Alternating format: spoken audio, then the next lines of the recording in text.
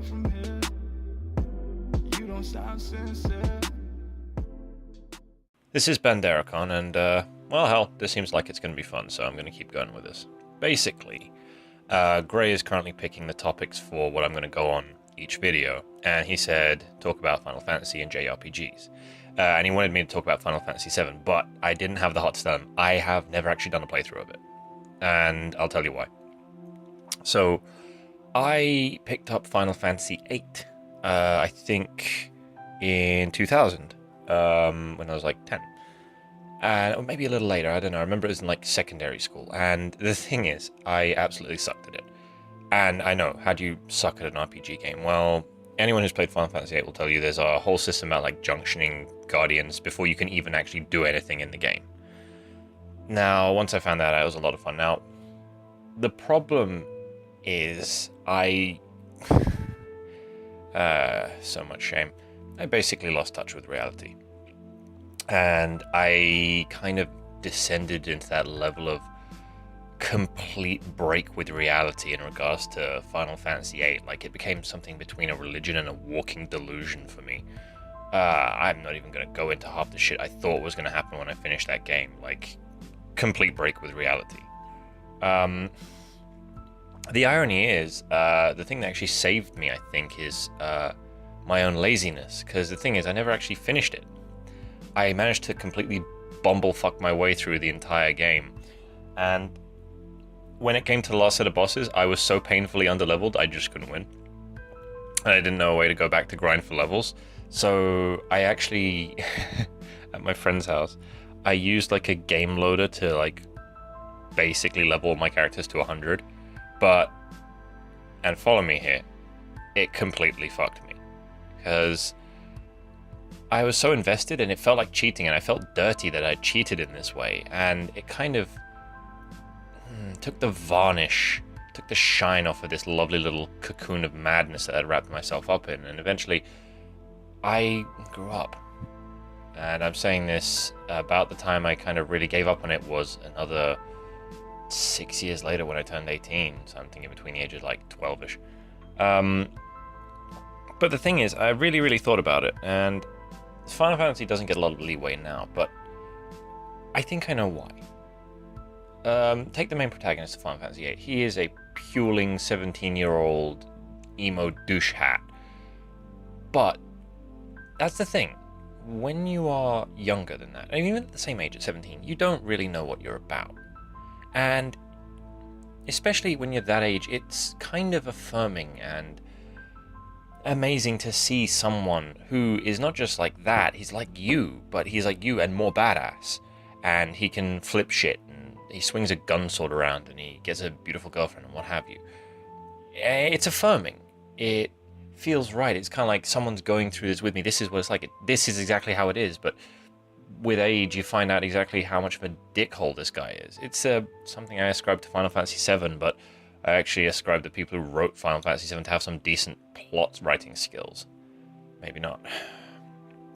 Anyway, the point being is, it's kind of translated into a lot of JRPGs. I'm looking at Final Fantasy pretty much exclusively when I say this. But the characters, for the most part, are between the ages of like 17 and 23, and they're all moody as fuck, and pretty much every journey is a journey of self-discovery and trying to find a way to open up and find that person who gives them something to fight for. See Final Fantasy 6, 7, 8, 10 to a lesser degree, but Jesus fuck, you did not need to ever really do Tidus in a game. It was terrible. You get the idea. I mean, and we're not just even talking main protagonists. Like, half the cast of Final Fantasy VII were broody twats who were just trying to find something to fight for, let alone the main character. Oh yeah, that was a fucking letdown. The Final Fantasy VII movie, Advent Children. We were on such a hype for that as kids because we thought it was just going to be non-stop wall-to-wall sword fights in midair. And it turns out to be like basically 50 minutes of watching Cloud Strife cry into his goddamn MySpace page. And then like 20 minutes of mind-blowing action. No. Maybe total 15 minutes tops.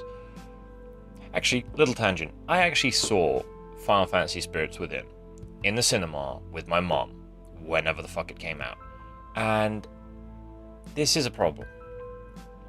This was during my romance with Final Fantasy VIII, and I thought anything with Final Fantasy and it must be amazing. And you want to like something so bad. You know what? It's just wasted breath. That movie was goddamn terrible. I tried for the whole romance angle, and it had an interesting thought about ghosts, but it didn't explain itself. And then guns, soldiers, the fifth element, some shit like that. It was boring as sin. Now, to JRPGs in general, I don't really have a lot of experience. I played like Tales of Symphonia, which was pretty friggin' awesome. But. I think there's a elephant in the room as it goes to RPGs as a whole. Grinding. Now, it was probably revolutionary when it was initially like pushed forward as a concept, but grinding is fucking tedious. Leveling up is fucking tedious.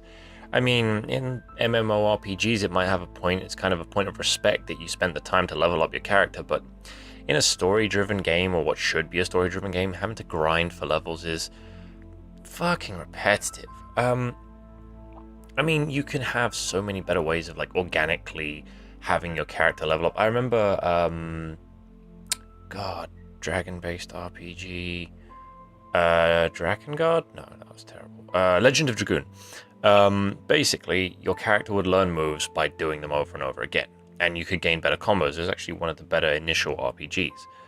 So you would start with a basic attack, and enemy characters would actually like block you, as opposed to just hitting attack and you'd swipe them once. So they would block you, they would counter you, you could block them. It added a bit more interactivity and a little bit more spice into the game as a whole. Now, you did the same move over and over, you leveled it up. It got more damage and you unlocked another move. Just things to keep the monotony to a minimum. I had this really, I thought was interesting idea for like a JRPG. Complete spin on the whole thing. The main character is like 50 fucking years old, and he's like a war vet from like a long time Archaeotech war. Add whatever magical flavoring you like. Basically, he's come back to kill the king of whichever civilization he works for. The idea being that it's a very, very do or die battle mechanic. Like, you can take 2, maybe 3 hits tops, usually just 1, and that's it. And the main character has the highest in one best stat in the game, basically keeping his fucking head down. And all of the other characters in the game except for him can die permanently. And they will do so often because they don't keep their head down. They try and do some bullshit heroics and they get their head taken clean off. The point being is, he's been alive in the game for so long, he's grizzled as shit and knows how war and fighting work. Now you can add whatever fluff to mechanics you like on top of that. If anyone wants to take that idea, go ahead. That's my penance. In summary, Final Fantasy is great if you're a teenager, but the mileage gets way shorter as you grow up. And I'll always have good memories about it, but I don't know. That's a unique little kind of madness I slipped into in my teens. Anyway, if you like this, like it. If you want to talk about it, comment. If you want to hear me again, subscribe. Either way, have a good night. Bye. I'm never gonna neglect you. My soul and my sweat too. But I'm afraid